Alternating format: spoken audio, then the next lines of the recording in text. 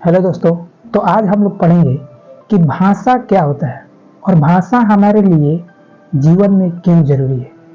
तो देखिए, भाषा का अर्थ होता है, भाषा का परिभाषा होगा कि जब कोई व्यक्ति अपने विचार को जिस माध्यम से किसी दूसरे व्यक्ति के पास पहुंचाता है, यानी समझना, अपने विचार को जिस माध्यम से किसी दूसरे व्यक्ति के पास पहुंचाता है, उसी को हम लोग क्या बोलते हैं?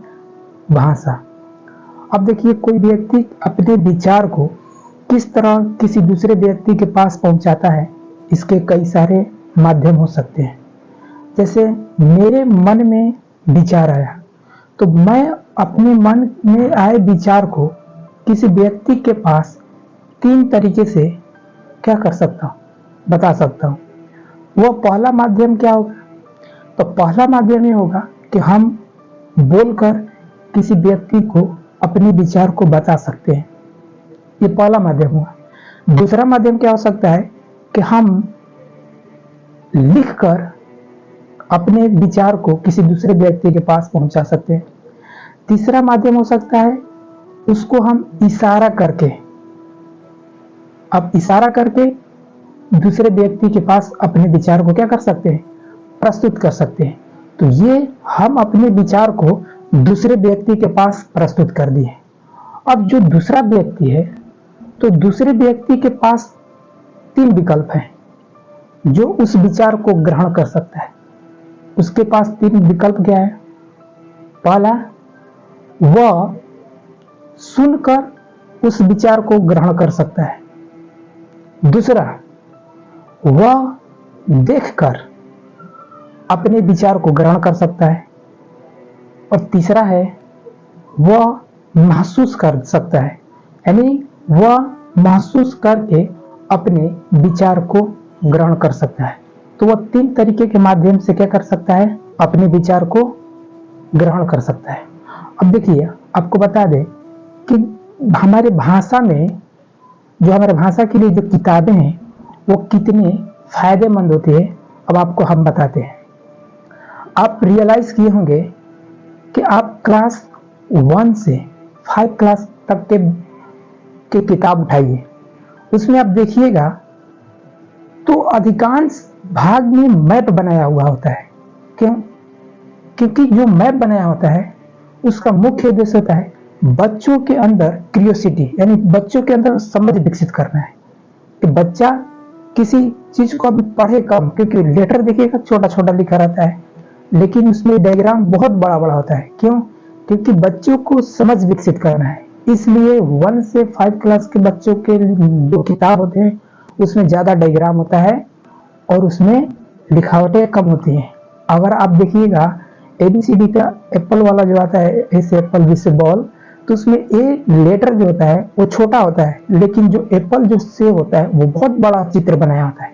क्योंकि बच्चे को अगर आप ए कहीं देखेगा तो नहीं पहचान पाएगा, लेकिन अगर उस बच्चे से अगर आप एप्पल पूछिएगा तो पहचान लेगा। क्योंकि जब डायग्राम आप देखते हैं तो डायग्राम आपके दिमाग में छपता है, और वो डायग्राम दिमाग में छपने के साथ आप उसको कहीं भी, वो बच्चा किसी भी तरह का अगर उस डायग्राम की तरह सेब दिखता है डायग्राम उस तरह, तो समझ जाएगा कि ये सेब है। समझे? और आप दूसरा देखिए, अगर आप 6 से 10 तक के बच्चे का किताब देखेंगे, 10th क्लास के किताब देखेंगे, तो उसमें आधा आपको डायग्राम और आधा पैराग्राफ में दिखा होता है। यानी आप पढ़िए और उसको यहाँ से कनेक्ट करिए डायग्राम के माध्यम से, कि आप किस तरह उस चीज को डायग्राम के माध्यम से कनेक्ट कर रहे हैं। तो वो चीजें 6 से लेकर 10 तक के किताबों में होता है। जब आप इंटरमीडिएट में जाते हैं, यानी जब आप 11th 12th में जाते हैं, तो आपके किताबों से जो डायग्राम होता है वो गायब हो जाता है। यानी कहीं कहीं पर किताबों में डायग्राम दिया होता है किसी बड़े बड़े दार्शनिक का, बड़े बड़े जो आंदोलनकारी थे उनके बारे में दिया होता है, कहीं कहीं पर डायग्राम, लेकिन अधिकांश चित्र नहीं दिया रहता है, केवल लिखा होता है। यानी अब जो आप डायग्राम बनाइएगा वो मन में बनाइए, यानी पढ़िए और उस पढ़ने के साथ साथ मनन कीजिए। मनन, अपने दिमाग में उस डायग्राम को बनाइए। इसलिए आप 11th-12th की किताबों में ज़्यादा लिखा हुआ चीज़ देखेंगे, डायग्राम कम होता है। इस तरह से हमारे जीवन में भाषा को आसान बनाने के लिए किताबें बहुत ही महत्वपूर्ण भूमिका निभाती है। और एक टॉपिक और है, मैं आपको उस पर बताना चाहता हूँ कि विविधता की समझ, कि क्या खान पान, वेशभूषा, रहन सहन, ये किस चीज पर डिपेंड करता है। आपको नहीं लगता है कि ये चीजें काफी अलग होती होंगी? जैसे मान लीजिए कोई व्यक्ति पहाड़ी इलाका में रहता है और कोई व्यक्ति समतल मैदान वाला इलाका में रहता है, तो उनके पहनावे में, उनके खान पान में, उनके रहन सहन में अंतर आ सकता होगा। जैसे एग्जाम्पल के तौर पर, अब सऊदी अरब का व्यक्ति कभी पालक का साग नहीं खा सकता है, बंदा गोभी नहीं खा सकता है। क्यों? क्योंकि सऊदी अरब डिजर्ट इलाका है, यानी बालू वाला इलाका है, और बालू वाले इलाका में हरे फसल नहीं उग पाते हैं। अब भारत है तो यहाँ पर हर प्रकार के सब्जी फसल का उत्पादन किया जाता है, इसलिए भारत के लोग फल क्या करेंगे, सब्जी में आपको हो जाएगा पालक का साग, गोभी, बोधी, इस तरह की चीजें उपयोग करेंगे। लेकिन सऊदी अरब के व्यक्ति, वहां पर वैसा स्थिति नहीं है जैसा वहां पर फसल उगाया जा सके, इसलिए वहां पर अधिकांश लोग मांस खाते हैं।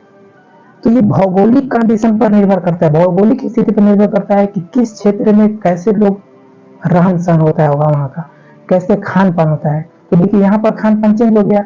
भारत के लोग हरे सब्जी खा सकते हैं, मांस भी खाते हैं, लेकिन वही दुबई का व्यक्ति, सऊदी अरब का व्यक्ति, वो केवल मांस खाते होंगे। भले ही सप्लाई किया जाता होगा सब्जियों का तो वो खाते होंगे। अब जो यूरोपीय देश है, जैसे ब्रिटेन है, फ्रांस है, जर्मनी है, इटली है, ये सब यूरोपीय कंट्री है, तो वहां के लिए जो शराब है वो अमृत की तरह है, लेकिन हमारे लिए वो शराब जहर की तरह है। कैसे? क्योंकि अगर आप यूरोपीय कंट्री का लोकेशन देखें तो वो उत्तरी पोल की तरफ है, जहां पर बर्फीला इलाका है, और जो बर्फीला इलाका है तो वहां पर अधिकांश मात्रा में ठंड होता है, और उस ठंड से बचने के लिए लोगों को गर्म की जरूरत होती है, गर्मी की। तो जब आप अल्कोहल का प्रयोग करेंगे, जब आप बियर का प्रयोग करेंगे, तो इससे क्या होगा, आपके शरीर में जो होता है हीट क्रिएट होता है, गर्मी उत्पन्न होगा। जब ये गर्मी उत्पन्न होगा तो आपको उस वातावरण में रहने का एक अनुकूल परिस्थिति उत्पन्न होगा, जिससे आप उस क्षेत्र में रह सकते हैं।